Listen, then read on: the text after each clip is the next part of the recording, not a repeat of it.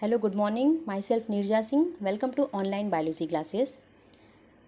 बच्चों, last video पर परागण से रिलेटेड था, यानी कि क्रॉस पॉलिनेशन से रिलेटेड, जिसमें हमने डेफिनेशन पढ़ी पर परागण क्या होता है तथा पौधे में इस क्रिया को बढ़ावा देने के लिए या सफल बनाने के लिए क्या क्या युक्तियाँ या अनुकूलता मिलती है।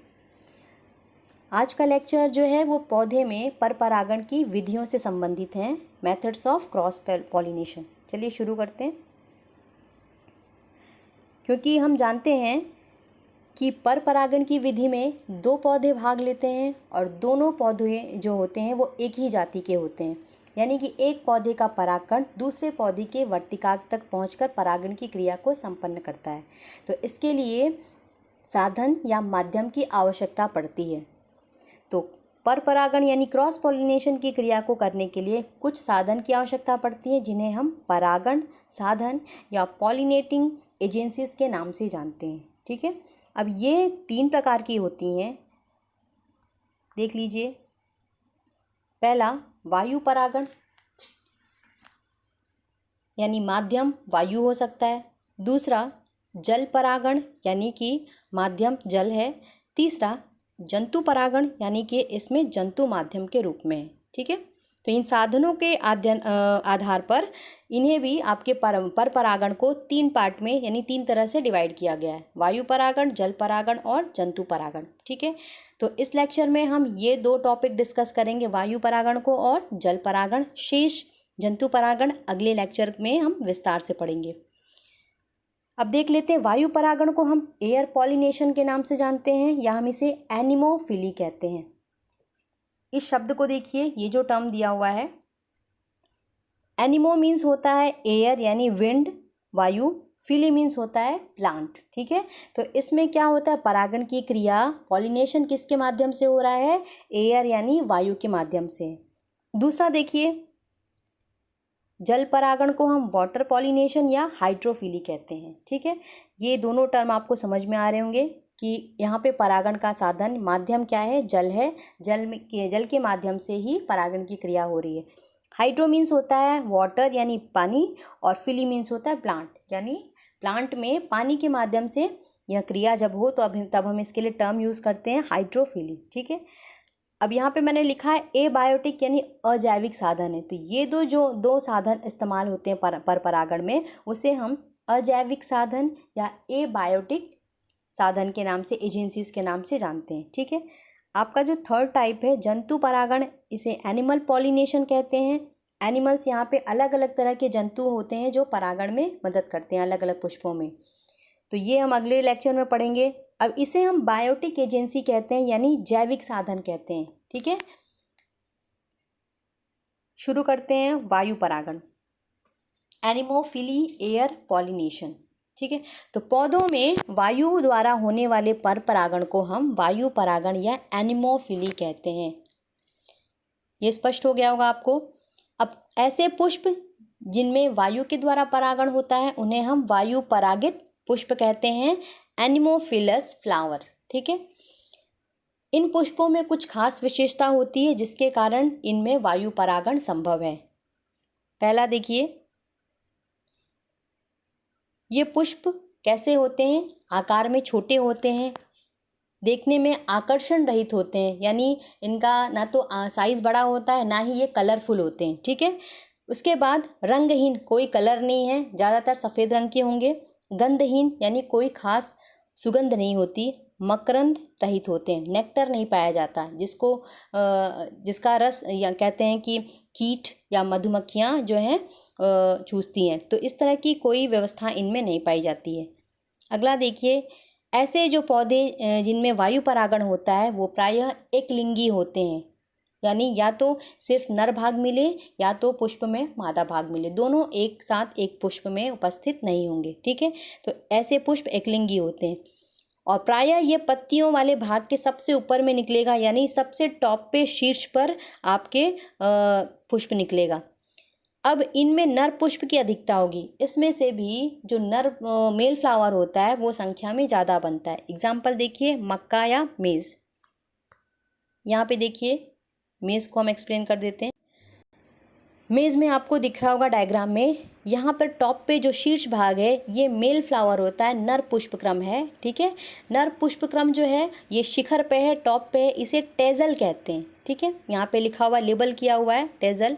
मादा पुष्प जो है, पुष्पक्रम जो है, ये पत्ती के कक्ष में है। ये जो पोजीशन होती है, ये वाली पोजीशन, इसे कक्षीय पोजीशन कहते हैं, एक्सिल। ठीक है, तो मादा पुष्प पत्ती के कक्ष में उपस्थित होता है, जिसे हम कॉब कहते हैं, इसे हम कॉब कहेंगे, COB। ठीक है, आगे देखते हैं। मादा पुष्पक्रम जो है, ये जो पुष्पक्रम है इसे हम स्थूल मंजरी कहते हैं। पुष्पक्रम मतलब होता है कि पुष्पों की व्यवस्था अक्ष पर, मात्र अक्ष पर पुष्प किस तरह से व्यवस्थित हैं। तो यहाँ पे बहुत सारे पुष्प हैं, पुष्पक्रम हैं जो कि यहाँ पे लगे हुए हैं एक साथ।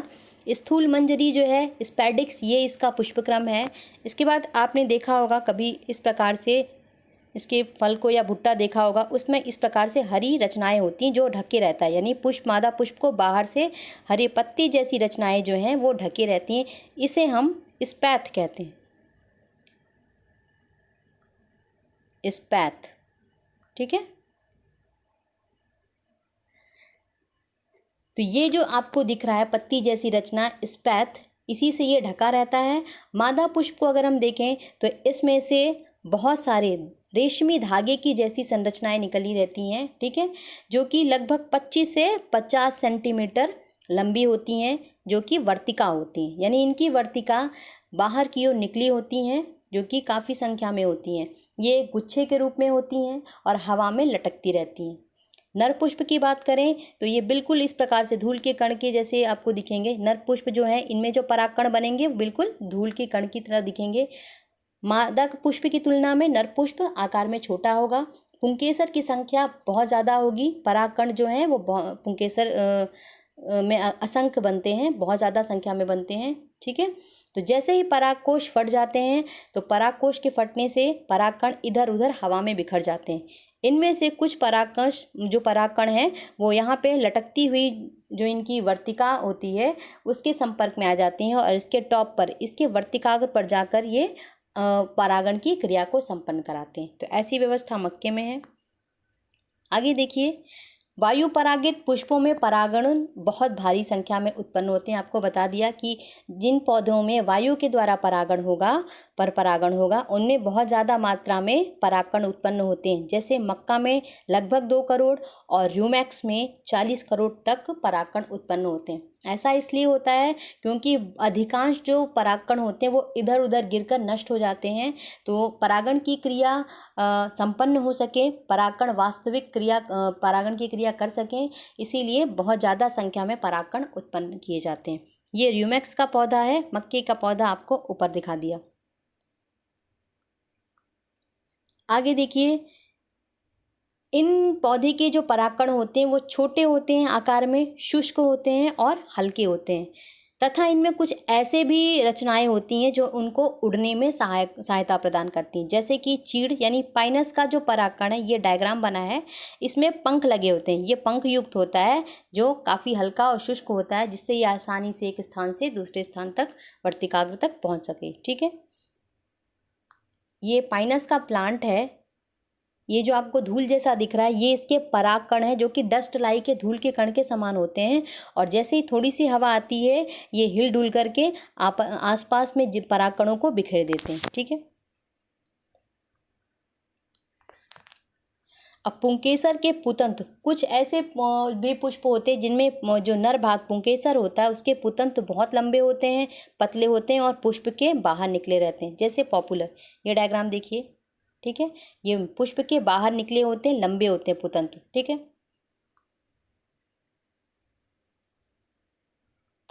अगला, घास और ताड़ यानी कि खजूर का जो आपका पौधा है उसके पुष्प में परागकोश कैसा होता है? मुक्त डोली। मुक्त डोली का मतलब होता है इस प्रकार से, ये पुतंतु है और परागकोश किसी एक पॉइंट पे, फिर से डायग्राम देख लीजिए, किसी एक बिंदु पे ही पुतंतु से जुड़ा रहे, तो थोड़ी सी हवा आने पे ये हिलने डुलने लगते हैं। ठीक है, तो इस प्रकार का जो आपका परागकोश होता है उसे हम वर्सेटाइल या मुक्त डोली प्रकार का कहते हैं। ठीक है, ये इसका डायग्राम है, ये मादा भाग है। ये आपका ताड़ का जो परागकोश है पुंकेसर, उसका डायग्राम है। ये आपको दिख रहे हैं इस प्रकार से छोटे छोटे बने हुए। अगला, इन पुष्पों की वर्तिका कैसी होती, लंबी होती है और इस प्रकार से छोटे छोटे रोम पाए जाते हैं इनमें, ठीक है, जो कि बाहर की ओर निकली रहती है। अधिकांशतः पुष्प में ये वर्तिका बाहर की ओर निकली रहती है, जिससे कि आसानी से हवा में उड़ते हुए परागकणों को ये रिसीव कर सके और परागण की क्रिया को संपन्न करा सके। तो रोम युक्त जो आपकी वर्तिका होती है वो मक्के में होती है, और चिपचिपी वर्तिका पॉपुलर में होती है, जिससे कि जो भी परागकण आते हैं वो इस चिपचिपी वर्तिका में चिपक जाते हैं। यह आपका वायु परागण समाप्त। अब देखते हैं जल परागण, वाटर पॉलिनेशन, हाइड्रोफिली, यानी जल के अंदर परागण, जल के माध्यम से परागण। तो जब जल द्वारा परागण की क्रिया होती है या जल माध्यम होता है, तब हम इसे जल परागण कहते हैं। ज़्यादातर अगर जलीय पौधे की बात करें तो उनमें नर पुष्प से परागकण जल के माध्यम से ही मादा पुष्प के वर्तिकाग्र तक पहुंचते हैं, ठीक है, यानी मादा प्लांट जो है वो एक जगह स्थिर है। लेकिन कुछ ऐसे भी आपके जलीय पौधे हैं जिनमें जल के माध्यम से परागण की क्रिया नहीं होती है, ठीक है, जैसे कि आपकी वाटर लिली हो गई और आपका वाटर हाइसिंथ, ये पौधा है, इनमें जल परागण जो है नहीं पाया जाता, हालांकि ये जलीय पौधे हैं, जल में मिलते हैं। अब जल परागण मुख्यतः दो प्रकार से लिखा जाता है। पहला, हाइपोहाइड्रोफिली। इस शब्द का मतलब जान लेते हैं। हाइपो का मतलब होता है बिलो, नीचे, यानी पानी की सतह के नीचे परागण की क्रिया हो, तब हम उसे कहते हैं हाइड्रोफिली। हाइड्रोफिली का मतलब बता दिया, हाइड्रो मीन्स होता है पानी में और फिली मीन्स होता है प्लांट, ठीक है। तो इसके अंदर क्या होगा, इसमें परागण की क्रिया जो होगी वो कहाँ होगी, जल के अंदर होगी, ठीक है। इसके एग्जाम्पल हैं आपके सेरेटोफिलम, नाजास और जूस्टेरा। ये डायग्राम इसका है। यहाँ पे आप देख सकते हैं, ये नर प्लांट है, ये मादा प्लांट है। नर प्लांट, इससे जैसे ही परागकण परिपक्व होते हैं ये पानी में छोड़ दिए जाते हैं, जो कि मादा पुष्प के पास आते हैं और इस प्रकार से परागण की क्रिया संपन्न होती है। ये जो क्रिया है ये पानी के अंदर ही संपन्न हो रही है, इसीलिए इसे हाइपोहाइड्रोफिली कहते हैं। दूसरा जो डायग्राम है ये वेलिस्नेरिया पौधा का है, ये एपीहाइड्रोफिली का उदाहरण है। एपी मीन्स होता है पानी की सतह के ऊपर। अगर पानी की सतह के ऊपर परागण की क्रिया संपन्न हो तब हम इसे एपीहाइड्रोफिली कहते हैं, जल की सतह के ऊपर, जैसे लेमना, वेलिस्नेरिया और हाइड्रिला पौधे में। वेलिस्नेरिया में आपके एनसीईआरटी में इसका डिटेल डिस्क्रिप्शन दे रखा है, इसको हम नीचे डिस्कस कर लेते हैं। पहले जल परागित पुष्पों में विशेषताओं को देख लेते हैं। तो इसमें जो जल परागित पुष्प होते हैं, सबसे पहले उनके पुष्प कैसे होते हैं, स्पष्ट होते हैं, छोटे होते हैं और रंगहीन होते हैं, ठीक है, तथा मकरंद रहित होते हैं, इनमें कोई मकरंद या नेक्टर नहीं पाया जाता। दूसरा, ये हल्के होंगे जिससे कि आसानी से जल की सतह पर ये तैर सकें। तीसरा, इनके पराग कणों के चारों ओर मोम जैसा आवरण होता है, जिसके कारण ये जल में रहने के बाद भी सड़ते नहीं हैं। इसके बाद इनकी वर्तिका एक तो कैसी होगी, लंबी होगी और चिपचिपी होगी, जिससे कि परागकण आसानी से चिपक जाएं और गीली नहीं होने वाली होती है। ये तो सारी विशेषताएं हुई जल परागित पुष्पों में। अब देख लेते हैं विस्तार से वेलिस्नेरिया में किस प्रकार से जल परागण संपन्न होता है। तो ये आपका वेलिस्नेरिया का जो पौधा है ये निमग्न, जल निमग्न का मतलब होता है पूरी तरह से जल में डूबा हुआ पौधा है, ठीक है। यह एक लिंगाश्रयी है। एक लिंगाश्रयी का मतलब बता दिया था आपको, यहाँ फिर से देख लीजिए। एक लिंगाश्रयी का मतलब होता है ऐसा प्लांट, ऐसा पौधा जिसमें नर पौधा अलग, मादा पौधा अलग होगा। तो ये आपका नर पौधा है, इसमें नर फ्लावर लगेगा, और यहाँ पे जो मादा पौधा है इसमें मादा पुष्प लगेंगे, ठीक है। तो यहाँ पे देख लीजिए, यहाँ पे ये जो आपको फ्लावर दिख रहा है इसमें कई सारे क्या हैं, पुष्पों का समूह है, बहुत सारे नर पुष्पों का समूह है, ये एक नहीं है, इसमें कई सारे नर पुष्प हैं। तो जैसे ही मेल फ्लावर यानी कि नर पुष्प मैच्योर हो जाता है, ये इस प्रकार से तैरते हुए सतह पर आ जाता है। यहाँ पे आपको ये कुंडलित रचना दिख रही है, ये इसका पुष्प वृंत है, ठीक है, जिसे हम डंठल कहते हैं सामान्य भाषा में। तो पुष्पवृंत जो होता है यहाँ पे पुष्प का, ये कुंडलित होता है। ठीक है, तो शुरू में ये क्या होता है, ये अंदर में ही रहता पुष्पवृंत कुंडलित अवस्था में, लेकिन जैसे ही परागण की क्रिया को संपन्न कराना होता है, ये खुल जाता है और मादा पुष्प सतह पर पहुँच जाता है। सतह पर इस प्रकार से यहाँ पे परागकोश फट जाते हैं और नर परागकण जो है वो मादा की वर्तिका पर परागण की क्रिया को संपन्न करा देते हैं। जैसे ही यह क्रिया समाप्त होती है, ये पुष्पवृंत दोबारा से कुंडलित होकर के मादा पुष्प जल में चला जाता है। ठीक है, और इसके बाद पुष्प फल का निर्माण होता है।